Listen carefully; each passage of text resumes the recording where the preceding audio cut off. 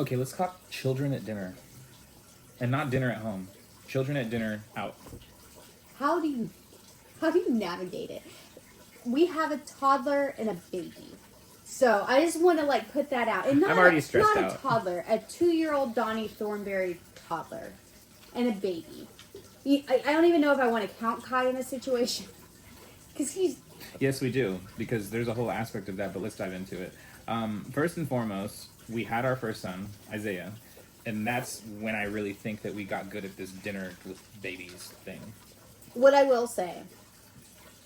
We thought we got good, and then we had to go through a humbling period, and now we've gotten good again. And I say that for any parent who is a new parent and they're taking their like 4-month-old out. Cool. That's cute. That's cute. At best. Taking any child over a year old, really over 8 months old, 9 months old, is such a task. So things to consider when you take a baby out. Like there's the standard things of like, is my baby gonna like anything on the menu? Am I bringing a bottle for the baby? Am I bringing, all of this stuff? But there's so many other things that go into it. Number one, you should probably know whether or not booster seats or high chairs are the thing for your child, because there's a booster seat, but understand that there's no straps on them usually. They can move around in those seats and fall over. Are you sitting next to them? Is the seating viable for that? Is it a booth? Is it a table? Are they high tables? Are they low tables? There's been a place that we went to, and I can't remember what it was. They had high tables, but they had high chairs that matched them. It was a winery we went to. Yeah, there was a the winery. Australian one. Yeah, it was right here in town. They have, in Rochester, they have a winery in Australia and then wineries here in the Finger Lakes, but they had regular high chairs, and then they had high chairs built for their high tables, which was amazing. I've never seen that. I think the other piece with high chairs that a lot of people don't think about when you get to 2 is, do they have 2 high chairs, and can 2 fit at the table? Because we have gone to places that they have 1, but they don't have enough for 2 if there's other kids there. There's one that's over just a town over from us. They only have 1 high chair. And I bet you money they got a second high chair after we came through there. They're like, we are not letting that kid sit at the table anymore. Task. If you have a kid that moves a lot, like, so Kai is our youngest. When he gets older, at this time, just knowing his personality, I will probably be fine with him sitting at a booster. Isaiah, he's learning from Donnie Thornberry. Everyone's like, the second child's crazy. Our first, I was terrified of our second because that's what everyone kept telling me, and then I realized I just have the babies flip-flopped. I had our second child first. My mom said that if I was born first, both labor and the hassle of dealing with me as a toddler, I would have been an only child.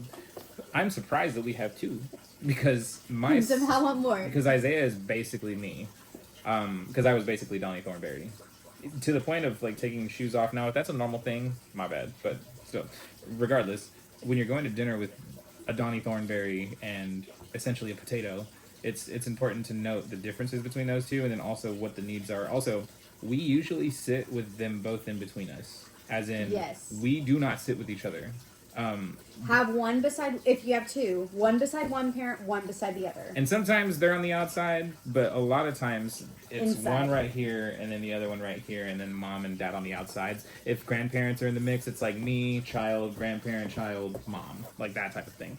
And so that's the other thing to think about is, I got to shout out my buddy Conway.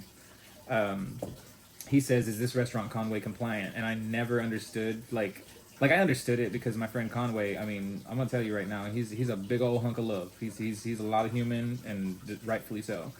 But understanding if it's baby compliant, like that's when it really clicked to me. It was when we had Isaiah, and we started. It's one thing to out. have high chairs. It's another thing to actually have an area. There's a diner that we love, absolutely love in our local town. Tiny, so tiny, yeah. And like we gotta know shout her when out. we go there, we got to shout her out too. She's amazing. She is amazing. It's our favorite place. This is literally nothing bad on her because she's the most amazing human and the most amazing food in the world. She's also the cook, the server, the owner. She is the employee. Everything. She is the employee. Amazing. Everything. But we have to know when we go there, there's no room for a high chair. Listen, Colleen, just keep doing what you're doing because we are complying with your restaurant and we love it. The thing is, though, you have to understand, not you, Colleen, everybody else, you have to understand where you're going. You have to know it. You have to go first or at least know somebody who's gone there Or before, look it research up online, look call at them, pictures. whatever you have to My do. telltale sign is if they have a kids menu. If there's a kids menu, You're then you're probably safe. safe. Mexican restaurants, for the most part, I've not been to a Mexican restaurant that did not have more than one high chair, that did not have the kids menu. Restaurants, you're probably good at. Fast food restaurants tend to be the same thing. When we go to some of our, because we do go to some nicer restaurants, especially when we're traveling, those are the ones we really have to start like. You know what tells me a lot about those places too is if there's children in the pictures of the reviews. Yes. If you or like, even on their social media. yeah, if you go to their social media or you go to their reviews and there's children there. Now, if they have events that promote the fact that it's like, bring the kids, no.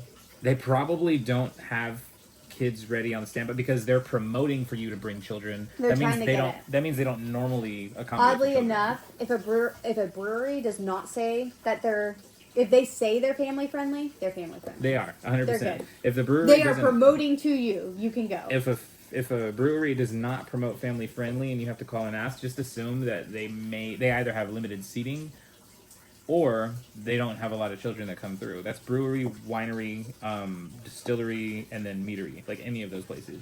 Now, if I'm looking and it says outside yard games, oh yeah, has a menu, yeah, bring them you're children, good. sit them in the grass. They will not be the only ones. Sit them in the grass and just let them enjoy themselves until their chicken fingers come out. Which, by the way, order immediately. Yes. The thing that is tip number 7. 1 through 100.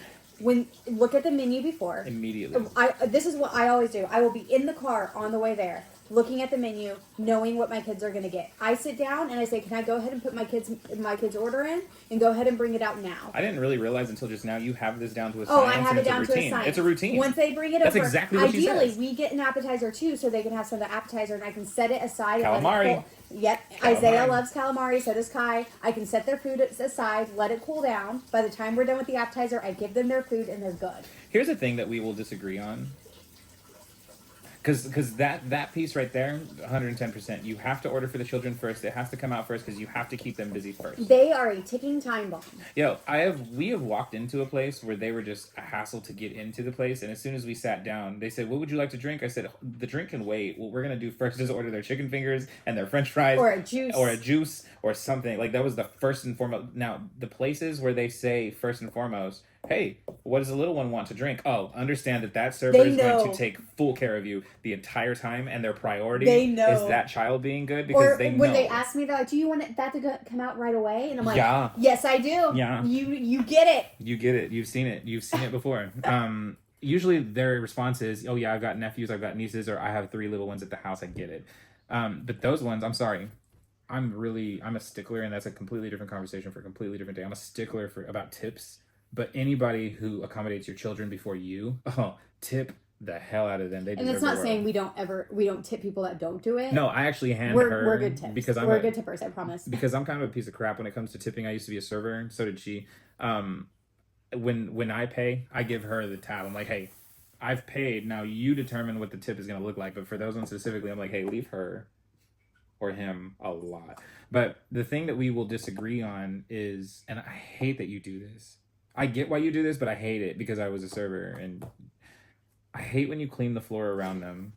She will go, and here's the thing: if that's something that's for you, it's your anxiety, whatever it is. For me. If not for you specifically, I'm talking to them. Oh. I'm talking to them. To you. If that's something for you, solid. Understand though, you don't have to do that. You don't. If it's something that's going to help you, it actually makes people like you and appreciate you a lot more. What is happening? I feel so bad when my children throw food all over the floor. They don't throw it either. They drop it. And I do not want to leave the table and be that person that everybody's talking about. Like, yeah, those. So I get on not my hands and knees. I just get down and I sweep it up. I have seen this woman on all fours trying to grab all of the potatoes.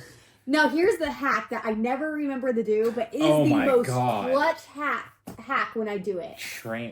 Bring dog training pads and put it under the high chair. And then when you're done, you just move the high chair, fold it all up, you give it to them to throw in the trash. Everybody's happy. I always forget them. It is the best hack. But We yes, really do always people forget do look those. at me like I'm crazy because I always get down and I will sweep up all the food and I will put it on the But plate. I'll say that We've gotten food comp for it. we have. For the record. We've had food comp for it. And I Now, don't do it for that. I don't do it for And that. don't I do it expect because I it. don't want to be that person. Also, don't be that asshole who demands that, like, hey, I cleaned up after them, I should get a comp. No, stop. You don't I do understand it because that. I don't want to be that person. Now, I will And say that is also it. that Isaiah has spilled the hell out of some orange juice before, and I've asked for the mop. And surprisingly, they brought the mop. But, like, when they brought the mop, I understood the assignment immediately. I grabbed the mop, I moved everybody out of the way, and I mopped. Don't ask for the mop for the expectation of them coming to mop. Say, can you come mop this up really quickly? And Or, can I mop this? And honestly, I think that goes into just Being like a decent human being. being a decent human being. I see so much, and people talk so often about like, don't expect a child-free life, and there needs to be child-free places. And I think there's a balance to it. Like, first off, yes, if you go to a place with a kids menu and you think there shouldn't be kids, Then don't go. then don't go. And that includes breweries. There's plenty of high scale that places includes that wineries don't. because there are like. Yes, we got take our judged wineries. heavily at one Yes, place. it was at Grandpa Sam's, which I love Grandpa Sam's. Love, favorite Italian place, and we'll go there all the time. But we went there and our kids, they weren't even loud, but they were being kids. Isaiah was kind of loud, but it's not any And it's louder like, than a kid before. I promise you, if it's making you mad, it's giving the parent 10 times more anxiety. But I say that I will also, in every step of the way, I am trying to make sure that my child is not ruining other people's times. And that goes with screen time, for example. People hate screen time at restaurants, and I wait till my kid is like, I've exhausted everything. But I will bring out Blaze and the Monster Machines and Mickey Mouse Clubhouse. And we Can I say it one time? Yeah. Blaze and the Monster Machines. Like, I love that theme song. We've actually gotten to a point, which I've started actually recently, that like every day in the evenings, we will put on TV, but it is what I pick for them, and it's not what they want to watch, so they don't watch it, and it's great. But like when we go out, if I've exhausted coloring, we have this iPad, but it like sets up and it's a learning thing, and we've done all the activities. Basically, if our kid at a certain point is like, hey, I want my mind to be mush tonight, then I'm going to let it happen, because at the end of the day, it's not the time that I'm going to give a learning experience to my child at the expense of somebody that didn't sign up for this. Because put yourself in this mindset for a second. You have a routine. You're a child. You're learning what life is all about. And this is why we talk about these things, because like you have to really understand that like that kid is so used to coming home, doing their regular routine, and then going to bed. A lot of times, if you're taking your kid out for dinner, you're going to be there for like later than they're used to being out, even if it's like 30 minutes, and they have to learn that aspect of it. And so in the event that you go off of the routine that heavily, you should probably go off of the routine that heavily, and just understand that there's different like pieces of reinforcements that you need to bring in. I don't think Isaiah ever gets an iPad outside of that. No, in fact, it bothers me because it sits in the same place in the hallway. We never bring it out. We hardly ever bring it. Like when we go to New York City, outside. when we go to New York City, even which we talked about in another video. When we go to New York City, we don't always bring it. Now this time we're gonna have to. But the thing is, like, you have to understand that those kids are going through something that they don't understand yet, and they're not fully aware of it until they're like 5. Yeah. Something like that. Like they don't get it. And so you have to accommodate for that. And it has to like I'm not gonna do cold turkey where we're just gonna learn it all at once. It's okay for me to gradually do it. And if you don't do this, that's fine. He's like, Mom, I need some of that Blaze in the Monster If you don't ever do screen time, that is fine. That's what's right for your family. But for me, how I feel about it is I will not teach my child a lesson at the expense of everybody around me. And I feel like it's one of those gradual things that they have to build up. And I don't expect a 2-year-old to have an hour and a half long attention span to stay with me at dinner. Also, I will do everything I can. I will order the food early. I will give him the crowns. But when it gets to a point where I can tell he's anxious and wants to get up and run around, because again, we have Donnie Thornberry that would swing from the chandelier in this nice restaurant we're at. And I want him all over the place, bro. At some point, I'm going to just bring it out and let him watch a 30-minute Blaze so we can get through the rest of the dinner. Now, let me also take a second. You sit over there for a second. Let's take, look, there's life hacks and then there's mic hacks. Okay, parent hacks, whatever you want to call it. Get your kid out in public early. The earlier you can get that kid out in public, the more consistent that you can take that kid. It's kind of like the same concept of if you're vacuuming and the baby's asleep, vacuum. Just do it. If your baby is napping midday and you have some things that, like a call to take or something, just take it. Because the more that kid is out, the more that kid is against routine, the more that kid understands that there is a life outside of what they specifically want, what they specifically need, and what is expected of them by society, the faster they're going to conform to being out, to having dinner. Because when our son goes out to dinner, he understands, hey, bottom please. If we say bottom please, he understands, hey, I shouldn't be standing in this high chair. If I do that in the living room, oh yeah, he's going to ignore me. Yeah, 100%. The way he acts in public is insane. Yeah, because he gets that there's other people there, and because we taught him early on, we're like, hey. And honestly, I don't want to take credit for it, but I used to say to him, hey, everybody's judging you right now, okay? It didn't work. It's not the reason for it, but like understand that when he's out in public, he behaves differently. It makes me laugh. When he's around children at his school, outside of school, he behaves different. Like when we take him to music lessons, if there's nobody from his school there, he's Donnie Thornberry. When he's there with all of these children from his school, he's like a Hermione Granger. It was everything's insane. So he says that because we went to music. So I take his music lesson. He takes Kai's music lesson, and it's like literally from Toy Story 3, like the butterfly room versus the caterpillar. Is that what it is? I don't remember the names of it, but that's exactly what it is. I come out looking like, you know, she comes out. Woody, she comes out like an like my hair, character. like looking like who is Cynthia from? Is it Cynthia from Rugrats with the hair? And he's like comes out like Lotso. Rejuvenate, dude. I'm rejuvenated. Yeah, he's like, oh, it's so great to. I'm Lotso hugging bear, and I'm just sitting there with my hair sticking out.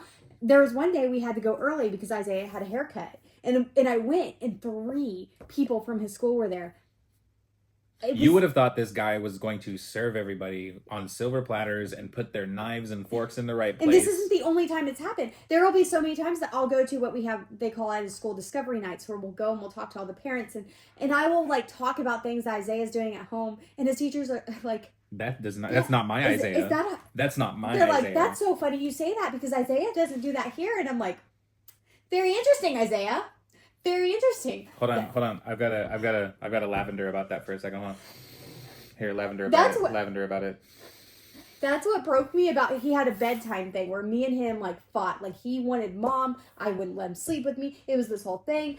I went to this discovery night and I was like, yeah, I really need help because like he won't lay down. Looked at her. He won't sleep in bed. And they looked at her like she was the craziest person on the planet. That's really crazy because here he just walks over to his bed and lays down and goes to sleep. And I was like, ah, motherfucker. Like, oh, we can say that on here. That is real emotions. That night he went in the bed and I was like, I'm going to sleep now. I don't care if you cry. He was asleep 10 minutes later. Bastard. You know what? Cheers to other people witnessing a better son than we see. But I say that to say Isaiah has gone out so much. He does know that like when he's around other people, there's a different level of expectation. Understand, this boy went to San Francisco Pride and New York City Pride in the same year, and he had not turned a year old yet. He went to both of them because we moved from California to New York, and we did both prides just to do it because we love festivals, we love events.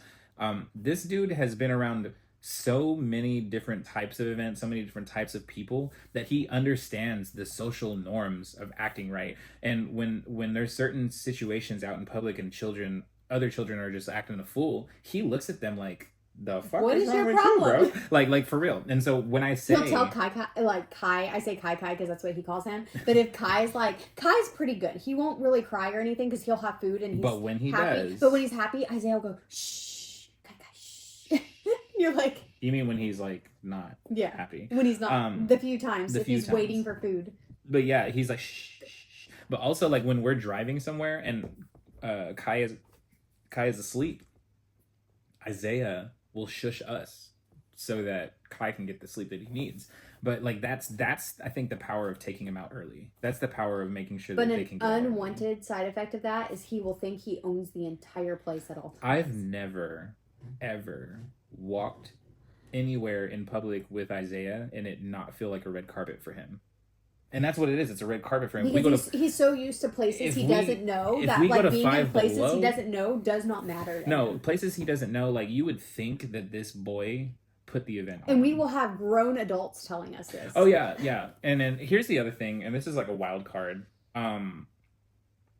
Teach your children to brush it off early. And I say this because like it's there's so much power in not reacting when your son falls, when your daughter falls, when your kid falls in general.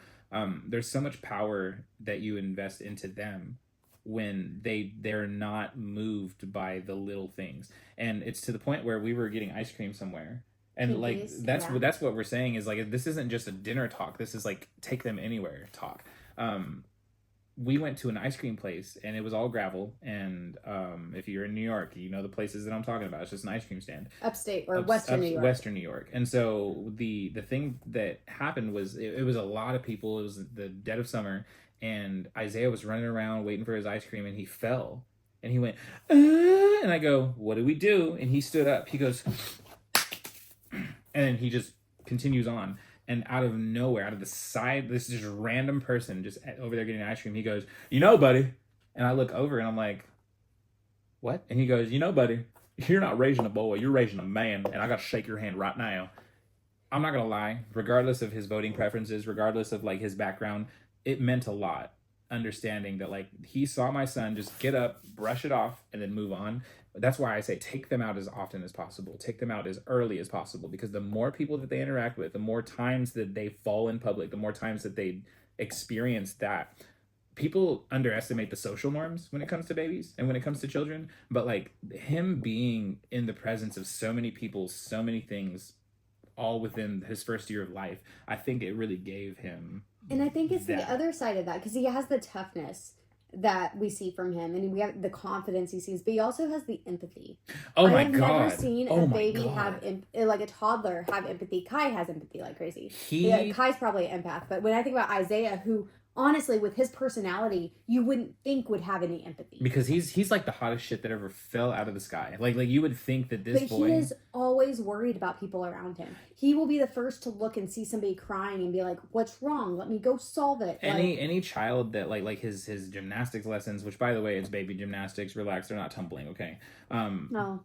Well, he is, but like gymnastics, music lessons, that sort of thing. When there's somebody crying, he will take them something. Like, so let's just say that they have the toy. Let's take the taxi, for example. Bring the taxi over. $30 taxi, $50 taxi, $30 taxi. It was 50 with the baseball. It was 50 with the baseball from the Yankee Stadium. But I almost gagged.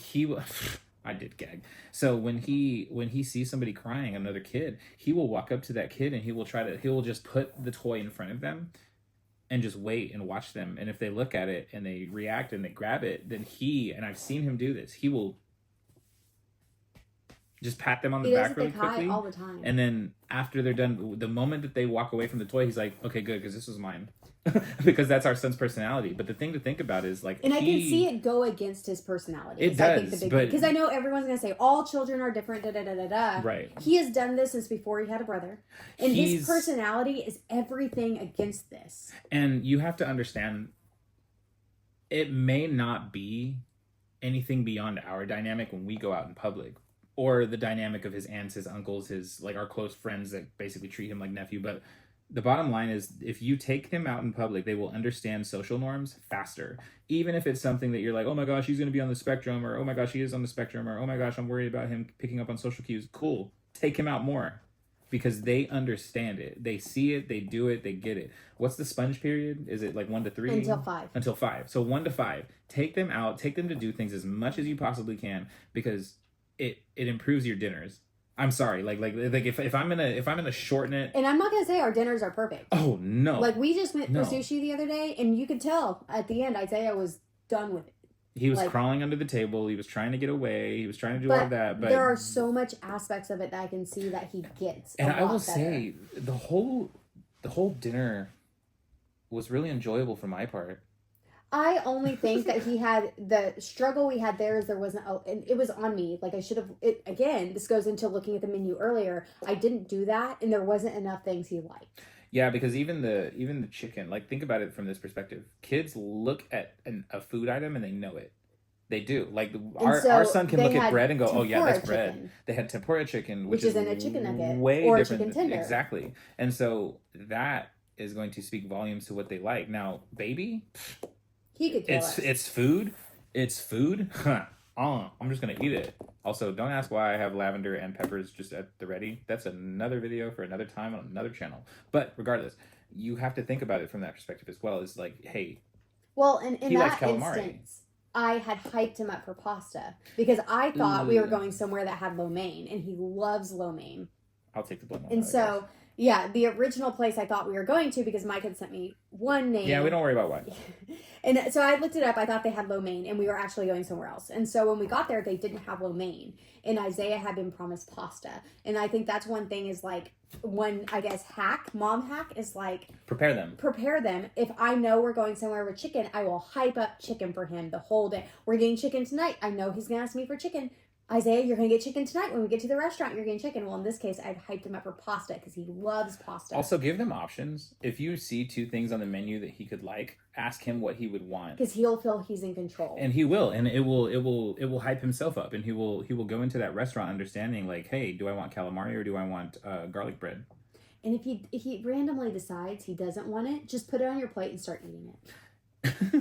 Isaiah will dumbest anything that's on my plate. It's the dumbest, most ridiculous thing in the entire world. But like, I've seen you do it with mac salad, and you don't even really mess with mac salad. I don't like mac but salad. You put one piece of mac salad in your mouth, you go, and this boy is obsessed with mac salad now because of that. But that's the thing. When you're taking them out to dinner, make sure that you empower them the older that they get, so that way they feel not only in control, but what that does is it like actually keeps their mind busy on it.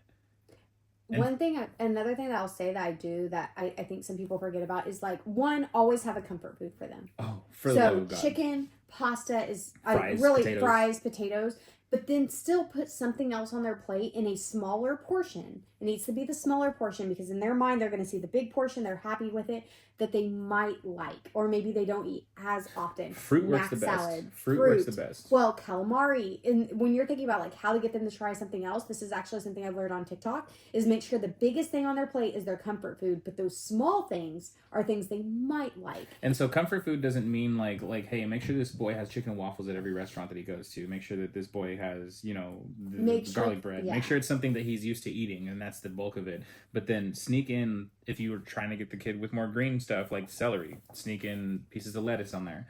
I've been doing that with their lunches, if you haven't noticed. And Isaiah's been eating it. Yep, exactly. I've noticed I haven't been putting a lot of veggies. And so in one small container, I've been putting veggies. And at first he didn't eat them. And now slowly coming back eating. Find out how the restaurant serves whatever they're serving. Because if you order celery sticks and they're not like sliced it like long ways, and they're just shorter pieces, they're wide pieces. What was it that we got one time? Ice cream, wasn't it? I think it was an ice cream, and they served it on a plate, and Isaiah refused to eat it. Because he's used to eating it out of a bowl. He loves ice cream. Oh yeah, loves it. Loves ice cream. It was at the higher... I thought we were at the restaurant inside the Grand, inside Grand Central.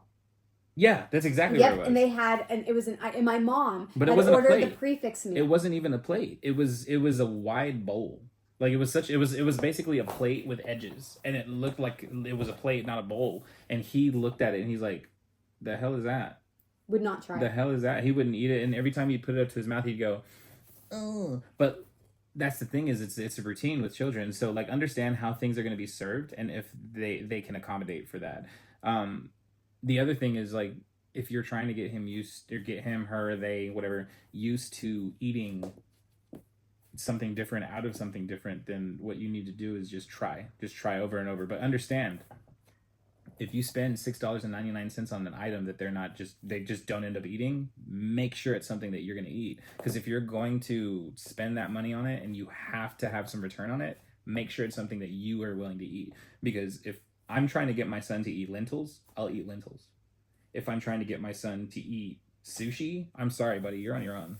You're on your own. That's where she comes into play. I'm not going to do it. So make sure that it's something that one of you is going to eat in the event that you have to spend a stupid amount of money on it. Because I say that looking at you.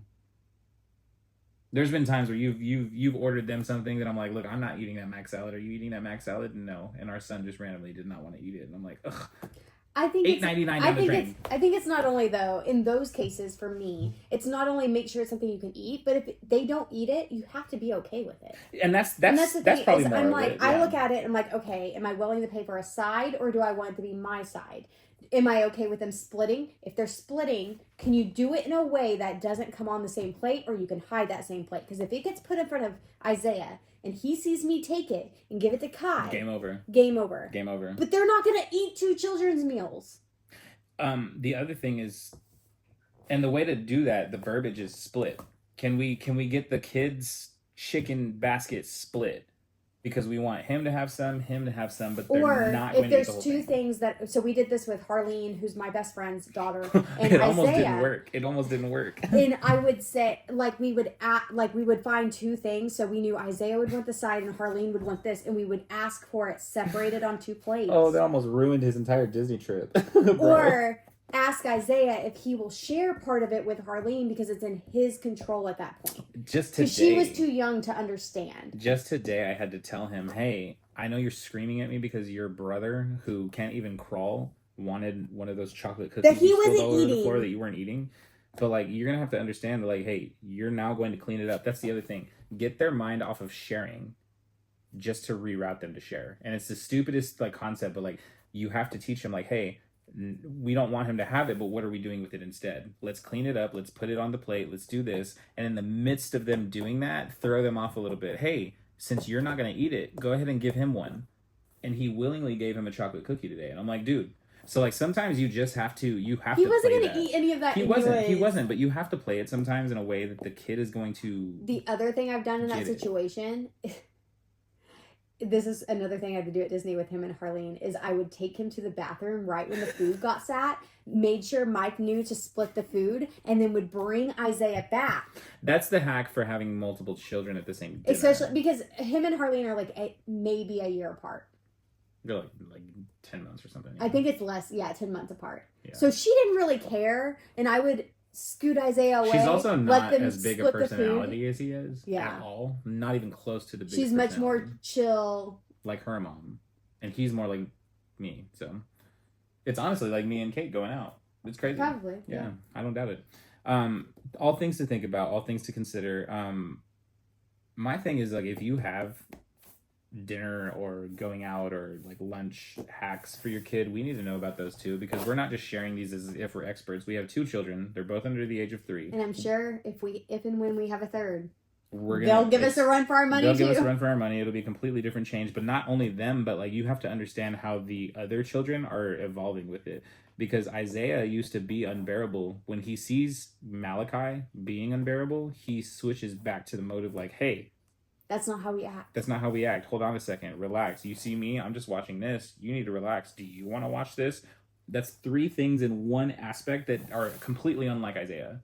But he snaps into that mode. And so understand the dynamic of not only your restaurant where you're going, but that restaurant with children. Your dynamic with that restaurant, your dynamic with your children, and then marry all 3 together. But then the wild card, understand your children with other children, if that's what you're doing, because all of that, hell, that's endless ways that you could have that dinner go. But if you take some of these little aspects that we do, apply them, I think they may work for you. But again, we're not professionals. I'm a father figuring it out. I don't know what you are. I'm saying, Mom. You're a father figuring it out. I'm a father figuring it out. I'm a mother figuring it out. You're way better at figuring this stuff out, but you can close it out however you need to. Let us know what your dinner hacks are. We'd love to hear them. Until next time. I don't have any wine left, but... Can I get some more of my tequila? If you want some. Yeah. Do we have to pour till we... Today's broadcast is brought to you in part by Sheldrake. You'll actually share the brand.